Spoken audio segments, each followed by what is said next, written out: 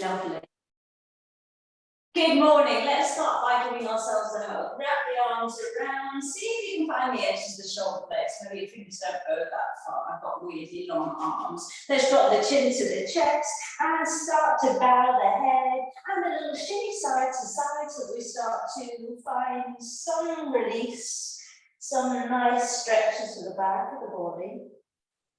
And then as a counter, press into the feet, stand up, lift the elbows.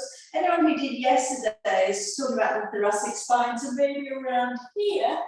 Sometimes when we try and do a back bend, we're actually just moving the shoulder blade. So see if you can actually lean back. First of all, have a strong core, but try to actually feel or imagine where the top of the spine is, and that sense of leaning back through the spine, not just letting the ribs go, actually getting a little bit of an upper back bend is our counter.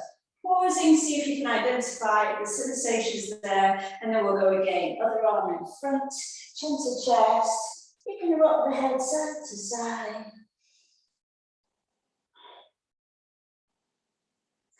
And then once more, last time, a counter stretch. You can hold the head. As above all, we don't want a strain in the neck here. It's just that opening in the upper back.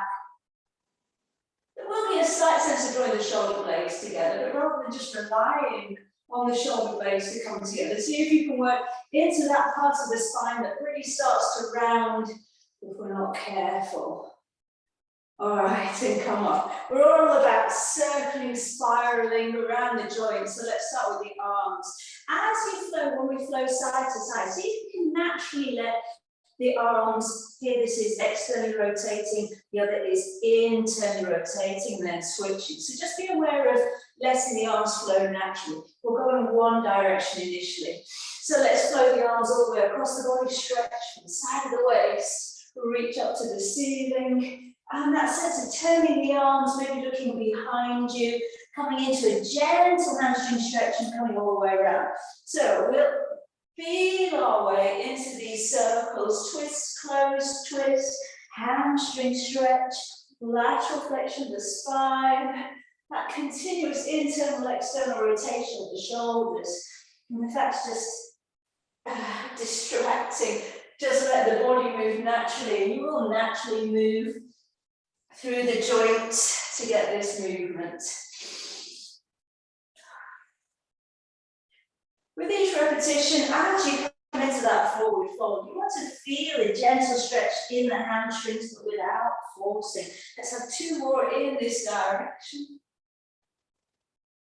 Really looking behind you, starting to occupy a little bit more space.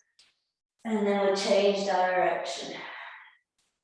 But slowly, if you're getting a little bit dizzy, this is about mobility and actually engaging the muscles rather than pulling or relying on momentum. Try and feel a softness in the joints. Notice I'm not actually stretching to the fingertips here. All about loosening up the joints. Last few times in this direction.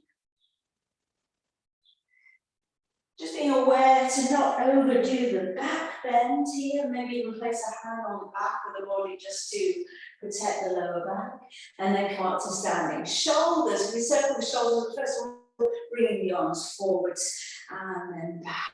And again, you'll notice I'm quite fluid through to the fingers, the elbows.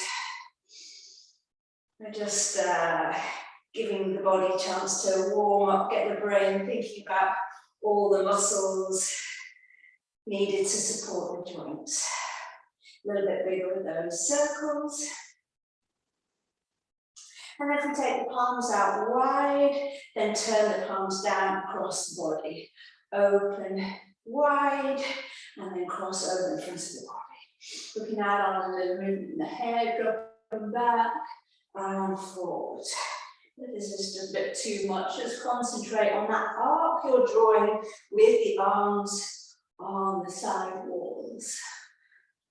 A little bit of strain in the neck is okay. Remembering if it's the right kind of strain, discomfort. We want to strengthen the neck in a supportive way. So if it gets too much, one way of supporting the neck is to keep going pressing the tongue into the top of the teeth and where the gum and the roof of the mouth is pressing the tongue in there.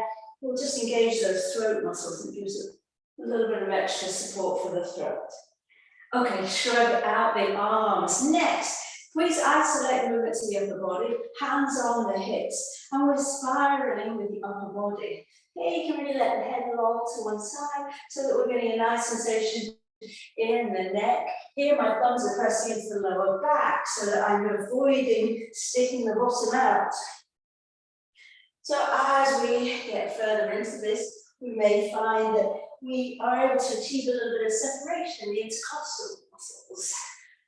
The ribs flaring as we get a little bit more movement. No movement in the hips, that comes next. Once more in this direction, nice heavy head, and then take it in the other direction.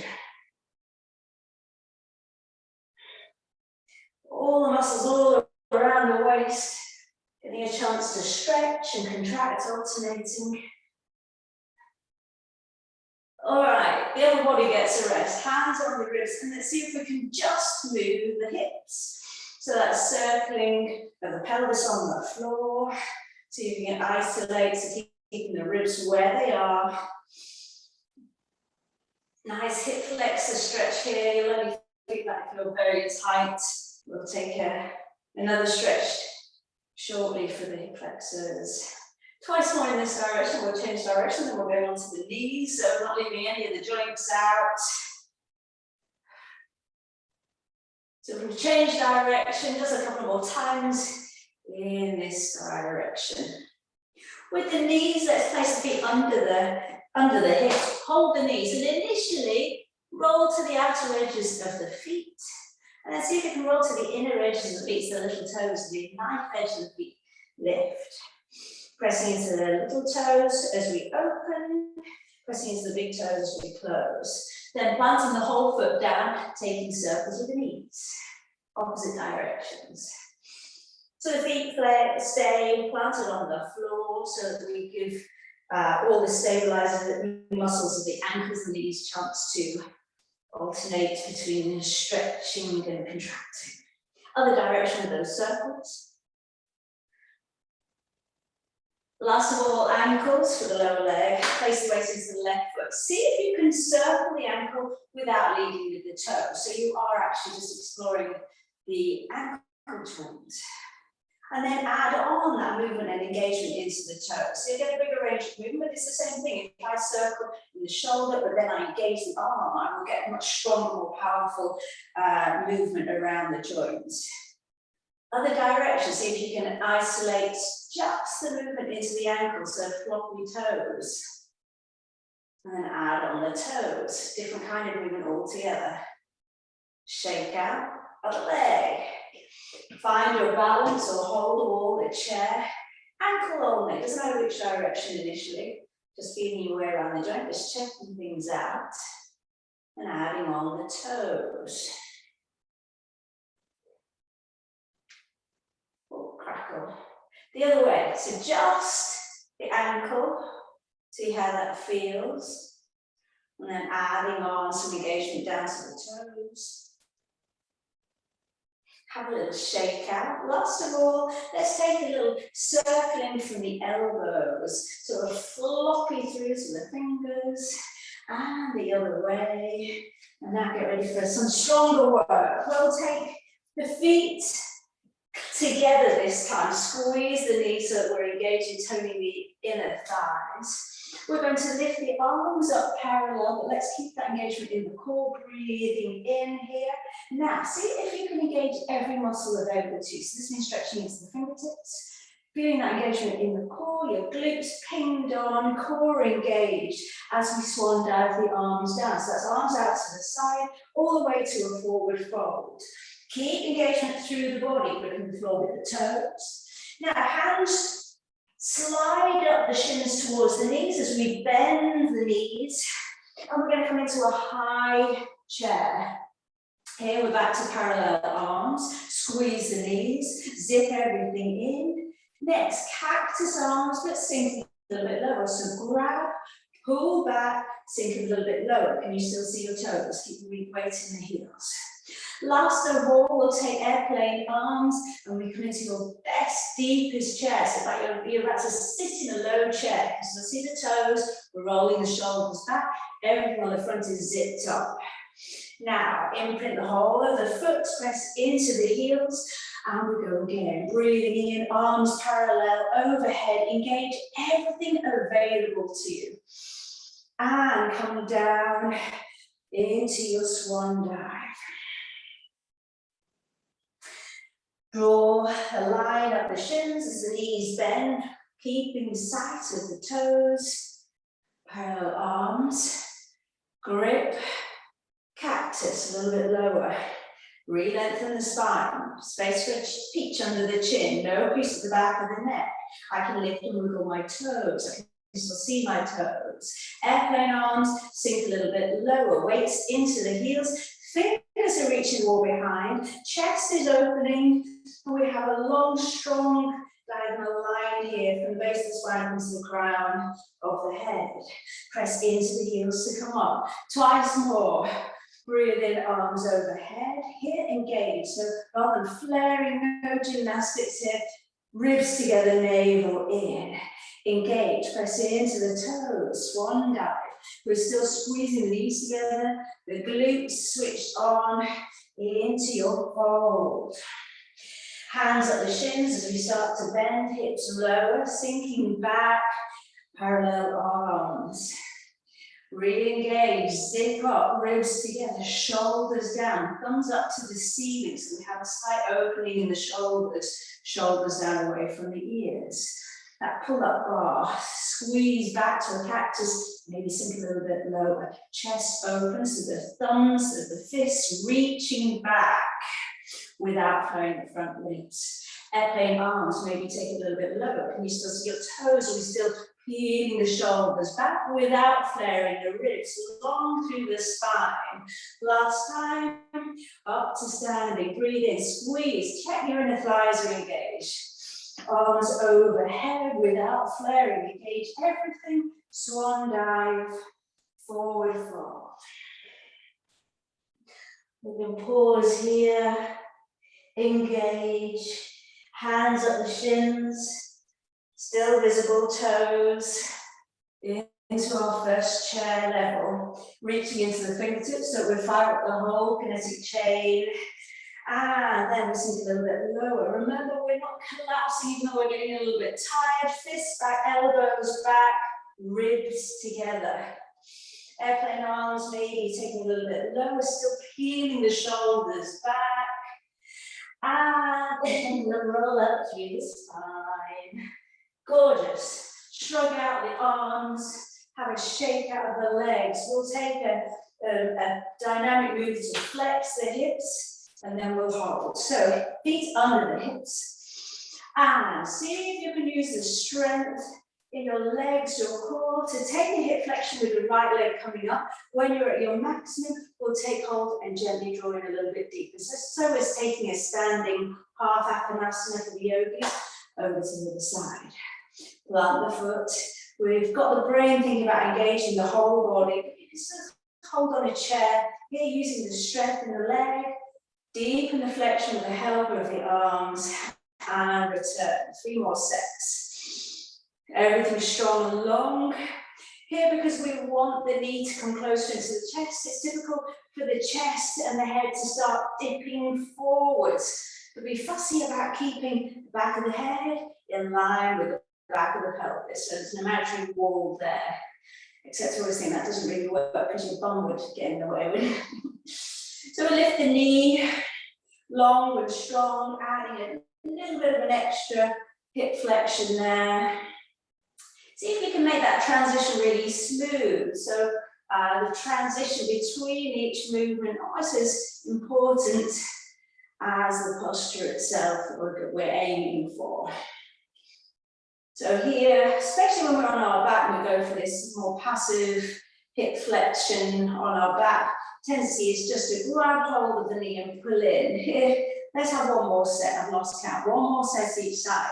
See if you can actually make the leg do the work. Even if we have tight hip flexors, sometimes it's really good to consciously engage and tire them out. So then it's easier for them to relax, and we will be taking a pigeon later on. So we'll make this our last side, or if you need to even yourself out, please do. Next movement, we like the beginning of a sun salutation, but it's just to bring us into a lunge position for a warrior one. So going back to what we started with, but this time feet hip distance apart. We'll open swan dive the arms here. Breathing out, reverse swan dive. All the way down. Bend the knees so that you can step your right foot back, and we're going to pause in a runner lunge for a moment here, just because it's lovely for the hip flexors, particularly if you can straighten that back knee, but it's fine to leave the knee on the floor. But just take a moment to sway forwards and backwards, to have a tilting the bottom under to deepen the hip flexor stretch of that extended leg. And just for good practice, lengthen the back of the neck. So we're looking at the floor somewhere between the foot and the hand. Warrior one, we probably want to take the foot in a little bit. Think about a 45-degree angle, so your toes aren't pointing up towards your face, they're slightly out to the side wall. Either come straight up, hands on the hips, or you can walk your hands up the leg, then hands on the hips. So we're going to toggle between warrior position with the legs, slight hip flexion here, hip extension here for the back leg, and then straighten up. So engage, zip everything in, and then sink through the front knee. If this is quite challenging, the hips stay here, otherwise we're adding on proud warrior. Elbows back, chest back, but keep that engagement in the core. Exultant warrior, hands come together as you straighten the leg, and then rebend hands overhead. Notice for this, this coupling of movements, we're keeping the hips square to the front. So here's your proud, reset with the legs straight, and then sink into that knee lunge again. Chest open but strong. Hands pressing together so the arms toning, shoulders down. Now, important to note here that we keep a nice line in the upper body here. The Instagram pictures all show this deep back bend, but let's be sensible. Let's strengthen and keep our back nice and strong by tucking the bottom under slightly. We're going to extend through the thoracic spine. Let's protect the lower back. Last time, and then we're going to switch legs. Last time, hands coming together. And then hands to the floor. Step your back foot forwards, and let's get ready for the other side. Deep breath in, arms overhead. Right away, we're going to the other side. Float the arms down to a fold. And now we're stepping the left foot back or your other leg. So enjoy that runner lunge initially with the knee lifted all straight, so you find what level is right for you today and on this side. So again, good practice, keep your gaze down so that we're not got that rump of flesh at the back, nice long line in the back of the leg.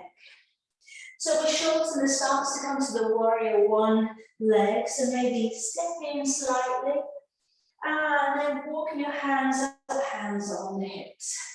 So again, everything square to the front, let's straighten the front knee, slight tilt in the tailbone, and the pelvis, hip flexor stretch, everything square. So we can breathe with each movement, sinking into the knee lunge till the knee is over the ankle, and pressing into both feet, that sense of scissoring the thighs together to come up to standing. Option to add in the arms. So arms out in front, shoulders back and down, offering hands, palms up.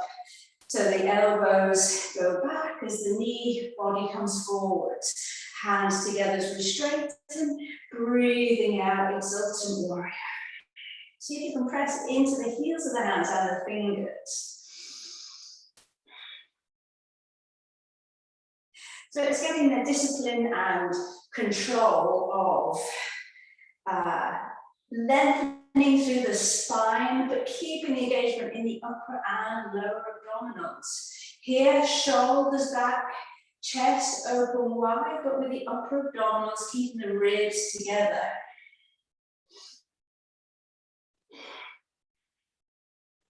Doing well. You're feeling a little bit warmer. I am. Last set, and then we'll finish off this round. Then we'll be coming down onto all fours. Last time up to exultant, and then let's frame that front foot and move on.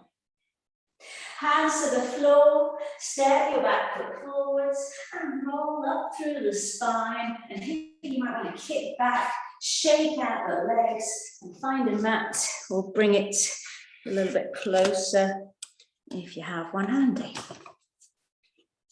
Great.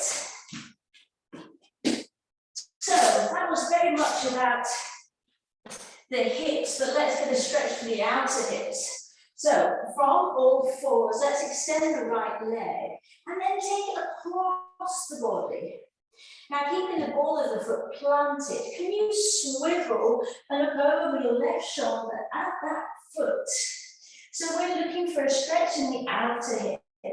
Quite a hard to reach area, so a little bit of adjusting forwards and backwards until you get the juicy spot on the outer hip. So you might have to play around with the position, work out how deeply you take that twist. Just feel your way into this. See if you can avoid dropping the heel down to the little toe side. Keep the heel lifted so we're very much focusing on the outer hip. Another breath here. And then we'll switch legs. Shoulders are down. Just because we're getting an outer hip stretch, we can still protect our wrists. So let's have 10 fingertips. That little curve in the fingers so we're active through the whole of every joint. Not just dumping on the wrist. Slowly return the leg and let's take it across the other side. So whichever leg, your new leg.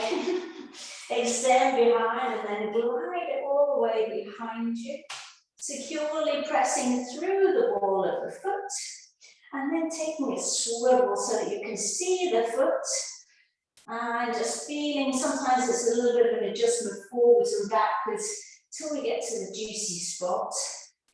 Try to avoid any sway back, any curve in the lower back here, looking for a neutral spine here. Breathing deeply. We've got a pigeon after this, which should feel nice. Pigeon or mermaid stretch. Either way, fab for the hips.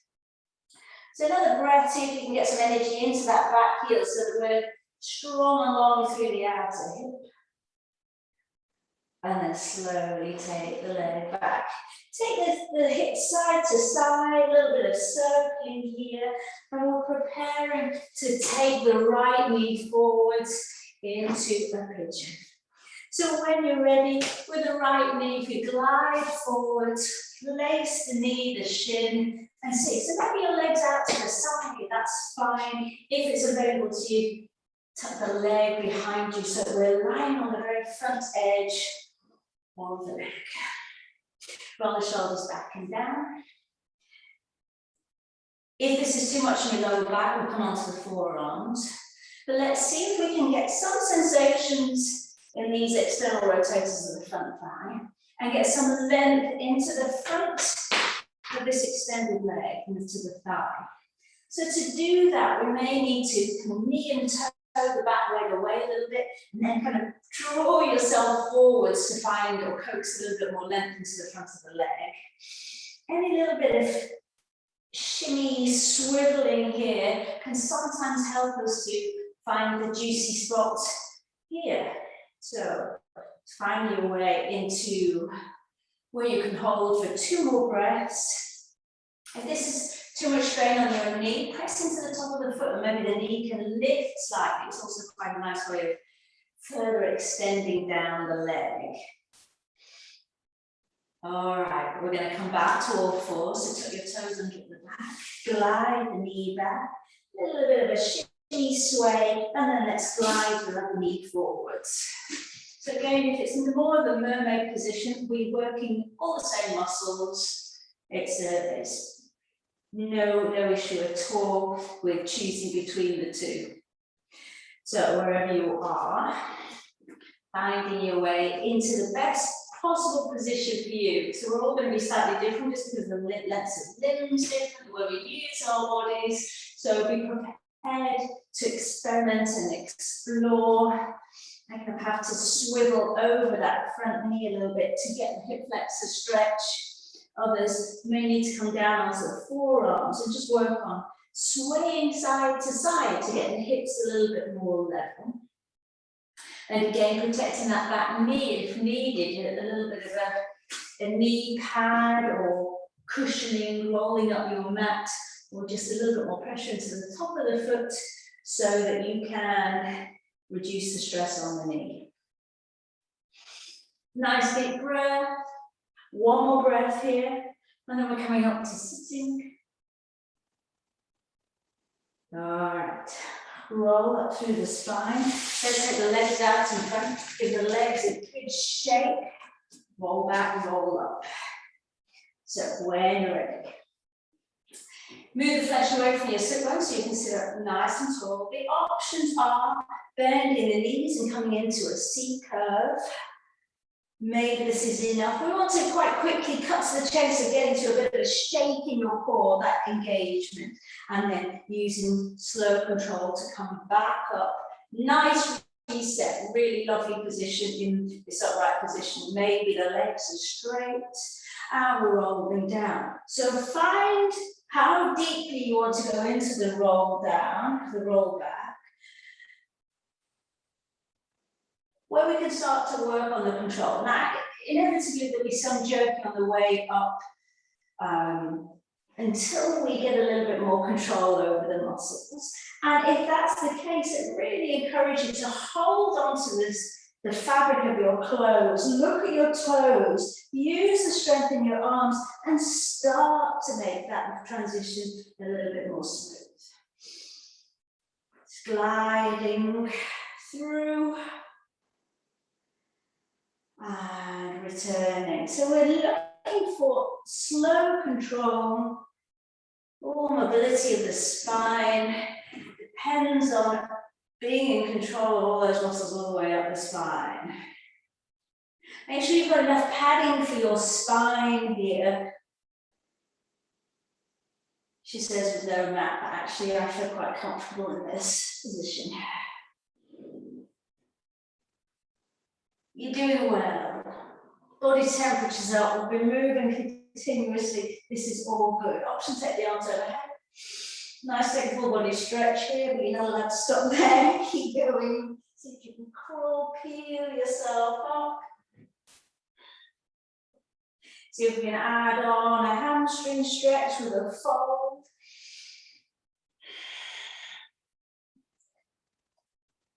Always a nice reset. Into a fold, spine stretch. I think we've got time for two more of whichever version, maybe your C curve.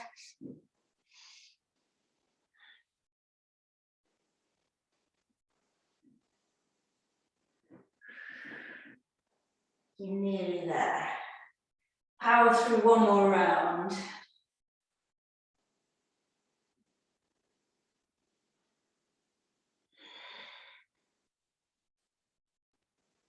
Superb. For a spinal twist, roll down to your back. Hug the knees into the chest.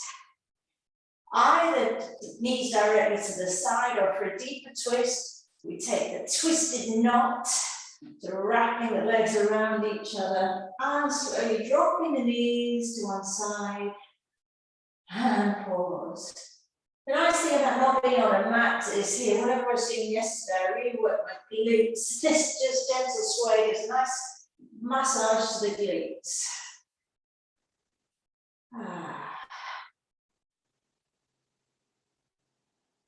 So here you're going to make sure, especially if you get lower back niggles, that you're not sticking the bottom out. See if you can train the tailbone down a little bit. Always twist with a long spine, never with compression in the lower spine.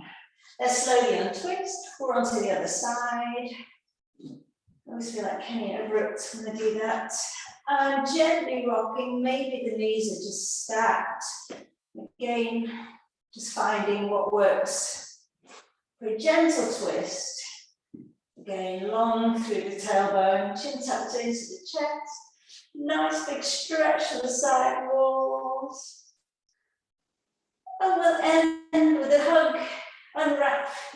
Little rock on the spine, turn the head, and we can come up and hopefully you can dance your way through the rest of the day, feeling a little bit more mobile.